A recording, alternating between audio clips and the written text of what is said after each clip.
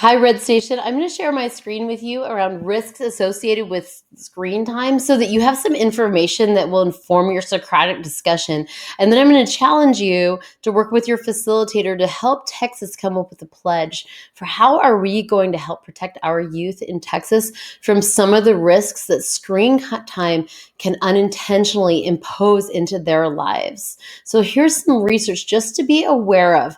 Why limit screen time? According to the American Academy of Pediatrics, overuse of digital media may place children at risk of one, not enough sleep. So children with a TV, computer, or mobile device in their bedrooms sleep less and fall asleep later at night on average than their peers who do not have a device in their bedrooms.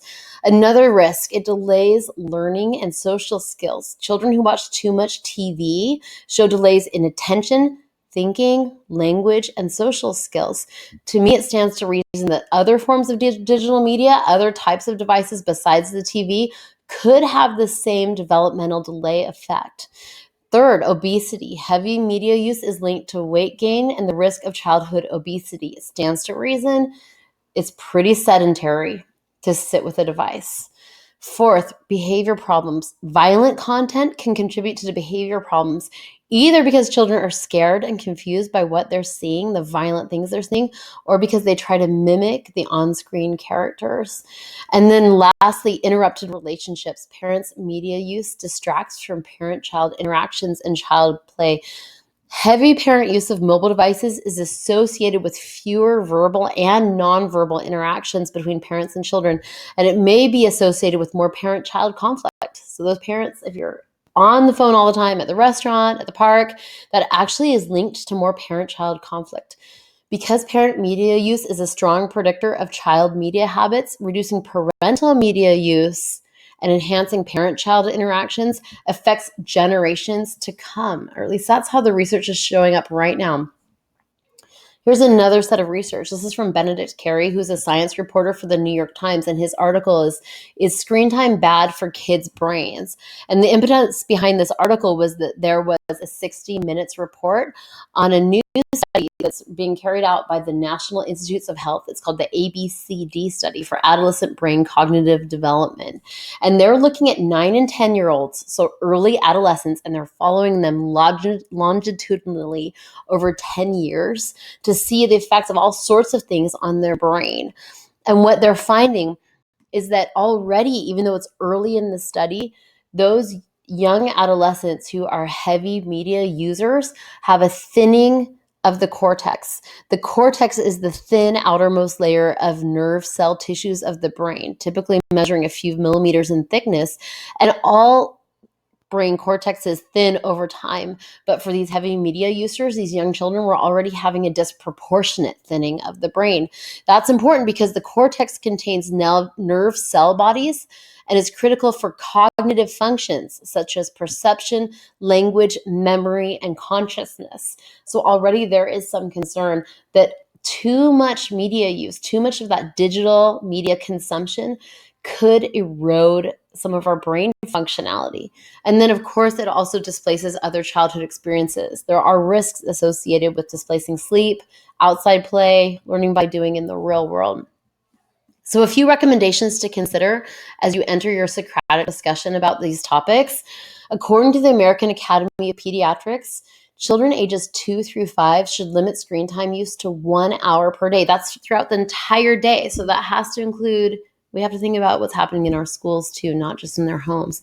It needs to be high quality programs. Parents should co-view media with their children to help them understand what they are seeing and how it relates to the real world. And the pediatricians have recommended that for parents, it stands to reason that any caregivers, including their pre-K teachers, would be well advised to co-view the media with the children.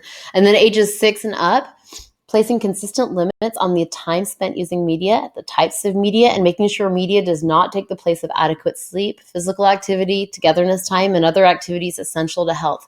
Furthermore, it's critical to have ongoing communication about online citizenship and safety. How do we treat ourselves and others with respect, both online and offline? There are great tools at healthychildren.org. There's a family media plan.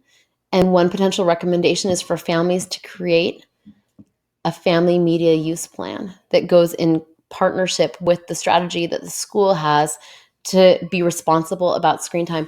So with that, the challenge for the Red Station is to create a Be Sane about screen time pledge. Let's draft this together. What might we pledge as educators in Texas to help protect our children from some of the risks associated with screen time that we just reviewed? Here are 5 ideas for what could be on that pledge. Our schools could pledge not to contribute to children ages 2 to 5 using screens for more than 1 hour total per day, including home and school. We could pledge not to cause children to use screens for any low quality or non-educational programming. And educational is defined as that which is intended to educate, instruct, or inform. Maybe it's time to raise the bar around whether or not we reward learners with non-educational programming, or maybe look for other more physical or other types of incentives for when we want to reward our learners. Our schools will ensure that online learning does not displace the face-to-face and hands-on interactions that are essential for physical, intellectual, social, and emotional development. There's another one we could pledge.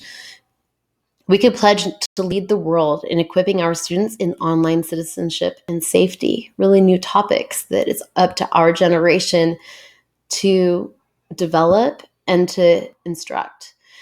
Our schools could help families create and use a family media use plan. These are just ideas. What's missing from this list? What's the most essential from this list? What do you believe should be on the Be Sane about Screen Time pledge for the state of Texas?